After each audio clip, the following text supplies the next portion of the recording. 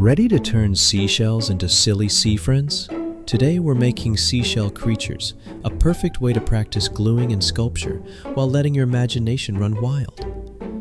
Here's what you'll need: natural seashells, glue, googly eyes, and any decorations you have around: pompoms, markers, paper cutouts, pipe cleaners. Get creative.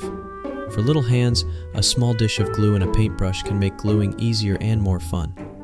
Pick out some fun seashells to use as the base of your creature. You can build on one shell or stack a few to make a body. Now let's bring it to life. Use glue to add googly eyes, pom-poms, and any decorations you like. Markers or paint can give your creature a little extra flair.